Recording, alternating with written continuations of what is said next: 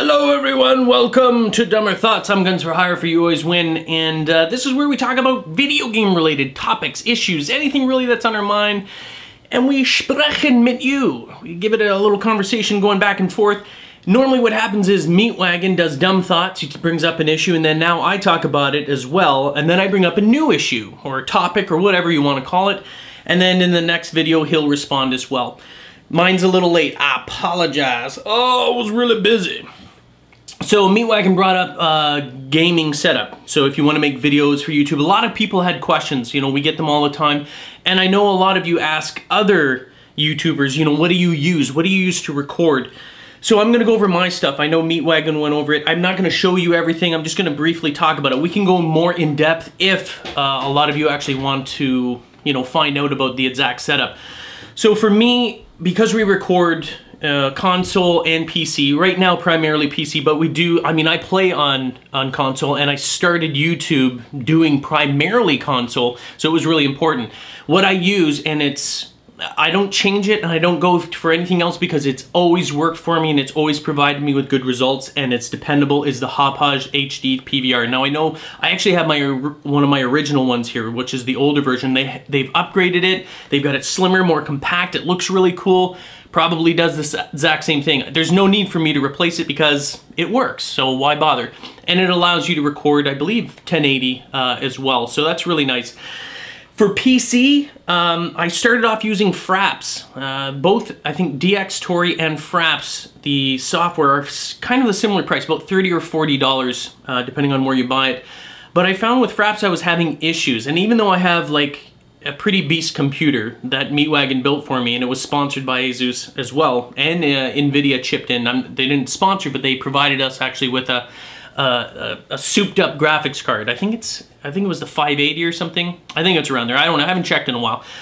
But I use DxTory now. Fraps was giving me issues. It's a little more, I find, resource intensive. I was having too many fluctuations with the frames per second with recording, which can make it kind of stutter and look really bad. Once I got DxTory though, the file sizes are a bit bigger, but it seemed to be running a lot smoother. Now, Meatwagon brought up a really good point, that a couple of components that he's going to be testing, which I'm very interested in as well, which I believe is the AverMedia. Is it AverMedia? So instead of the system having to compensate and record and taking away resources that way, when you use DxTory and Fraps, which is, you know, software, and it can impede in terms of what you're playing, and it can hinder that. Whereas this AverMedia recording cards and an external one, you know, it's completely outside. So it's really just a matter of recording it through that device, less intensive on your CPU and other components in there. I'm not gonna get all technical and say the wrong thing. The doohickey connects with the, yeah, whatever. Anyway, so that's a basic, and I use a Yeti, a Blue Yeti mic. Good quality mic, USB mic, perfect for what I need. I've never used another mic at all. Brilliant. I do have 3 computers here. I have a Mac upstairs. I don't really use that for anything. I think the kids use that, but primarily because we use Vegas. So Sony Vegas is our editing software, and I'm very comfortable with it. I've come to know it very well. I know a lot of people talk about, what is it, Adobe? I can't remember what it is. I know a lot of Mac users use this, but I'm comfortable with Sony Vegas, so that's what I use. Anyway, so that's it. That's my gaming setup that I use to record and put out videos for you to watch me act like a fool. That's what I do. The topic I want to bring up today seems to be a hot topic, and I'm trying to be as neutral as possible on this. I'm trying to see it realistically.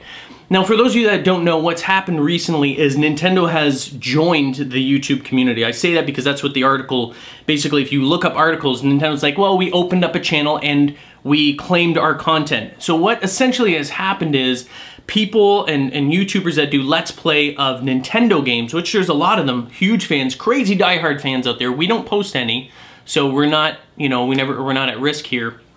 But basically they put a blanket claim, copyright claim on all Nintendo content for Let's Plays. Not necessarily reviews, because that's different. That's under the Fair Use Act, which is doing a review or show like that and showing limited clips. You show limited clips and you're doing it in a review style, falls under fair use. Doing Let's Play, not so much. You know, that's where the issue came in there. Now, they're not putting strikes on a channel. Strikes can cause a lot of issues and can shut your channel down. If you get a lot of strikes on channel for copyright content ID matches, You get 3 strikes, you're out. Like baseball, you're done. Your channel will be shut down. So it's not, you know, it's nice that Nintendo has done this, but here's the thing. No one has the right, not a Let's Player has the right, unless, like, to post Let's Play videos. You do not, just because you're doing a Let's Play and you're commentating over it, you do not own the content. Under the current laws, the laws that exist in the world, whether you like them or not, copyright, they own the visuals and the audio. Now, when you bring your voice and you do Let's Play, it brings that, it's not just a Let's Play anymore, it's not you just posting a video game, you're bringing it a different entertainment level. You're taking something, you're using their content and transforming it, using it as a platform to actually entertain people. Because let's face it, that's why you stay with certain people, and hopefully that's why you stay with us as well. It's not just, oh, they're playing Minecraft, I really like Minecraft. You stay because, you know, you want to be entertained, and because we do our normal quirky things, that's what we do, and that's what makes it entertaining. If we didn't put any commentary on it, we were just playing a game, you'd be bored. You'd be really bored. But it's important, and I know this. I've been doing this for a number of years now, 4 years, and I respect the laws, the copyright laws. I'm always very aware of it. I never use audio that I don't own or don't have, you know, written permission to actually put in videos. Same thing happens. You put it on any song for a montage, you run the risk of getting a strike because you do not own that audio. You do not have permission from the owner of that to post it. Same thing with video games. You know, if you don't own it. Now, Minecraft is brilliant because is it Mojang? You call it Mojang? Mojang has actually provided every person with written permission to post their gameplay.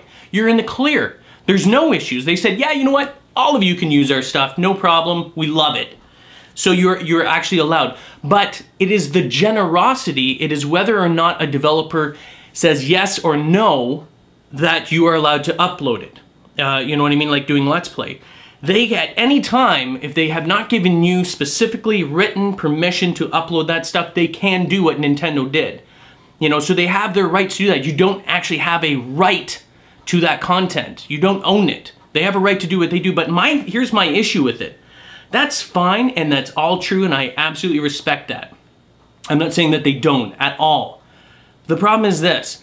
For so long, and they're well aware that all these channels have been doing this. All these channels have been putting ads and they've been, you know, playing. I know the whole argument of promotion, there is a certain element. It's a marketing thing. You know, people play it, people are like, wow, that looks like a lot of fun. I'm gonna go out and buy the game. And some developers see that, and that's why they do what's called branded deals. They'll approach certain channels and they'll say, hey, can you promote my game for me? Can you play it? Play the game, promote it, and it helps with sales, and it boosts sales. And they know that, and it's known to work. But saying that, you know, you do all these videos, like when I hear that, that's not true. You know, I don't make Minecraft videos so I can help promote Minecraft and Mojang. I do it because it's what I do for a living.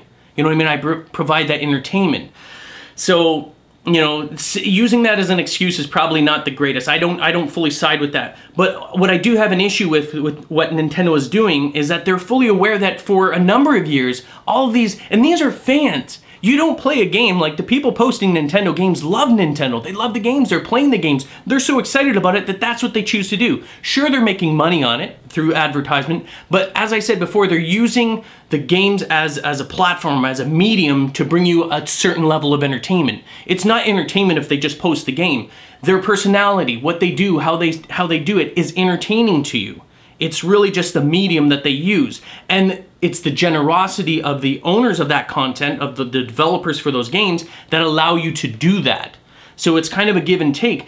But allowing all of these people, knowing that they worked so hard creating this content and it's been out there forever, and then all of a sudden Nintendo coming on and saying, oh, we want it all. So there's channels that are huge, they get thousands, hundreds of thousands of views, maybe millions as well.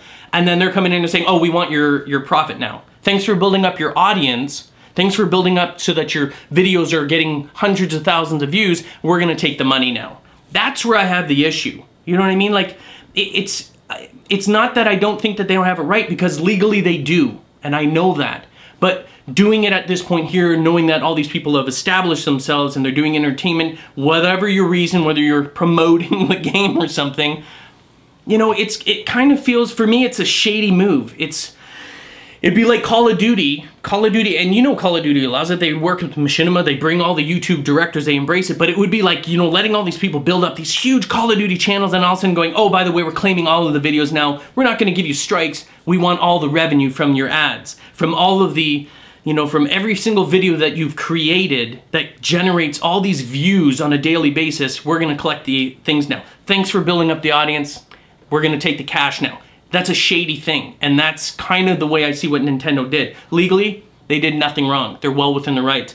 But morally and what they're doing to the people or the fans that love Nintendo, I just have an issue with. I don't know, but that's the way I see it. I don't hate on them. Like I said, I see it from both perspectives. And as a Let's Player, I'm well aware of these things. I don't assume I have the right to upload anything. I don't own those games. I have the privilege that these developers are generous enough to allow me to do so. And I'm very, very grateful for that. If they decide to yank it, that's one thing. You know what I mean? Then I'm like, okay, I don't post it anymore. I'm not gonna be like, you son of a, but I don't know, this Nintendo thing's just, it's hit me a little bit raw, you know? Anyway, how do you feel about it? Do you think it's right that they did it? It's not a matter of whether they had the right or not, because legally they do. It's whether or not you feel they needed to do it. Why do it? What was the point of doing that? You know what I mean? They're saying that they want to control, the statement from them is that they wanted to control the content that was out there. If you read the statement, they're like, you know, we made copyright because we want to control, you know, the view of it. But that's not what they did. They don't want to control it, or else they would have, or they'd say, okay, that video we don't like. They're bashing Nintendo, let's remove that. All they did, they're not controlling anything, all they're doing is taking the revenue from it. So I don't like the statement. The statement doesn't jive with what they actually did, you know? I don't know. I don't hate them. I'm not bashing on them. I just questions me. It's my other fellow Let's Players out there. It doesn't affect me actually at all. I just, you know, it's why? Why do it? What's the point of doing it? I know you can do it, but why? Why do it to your fans? That's me. What are your thoughts? Put your comments below. I'm very curious to read about this. I know there's a lot of articles and everything, but, you know, share my thoughts. It's Dumber Thoughts. See you guys later.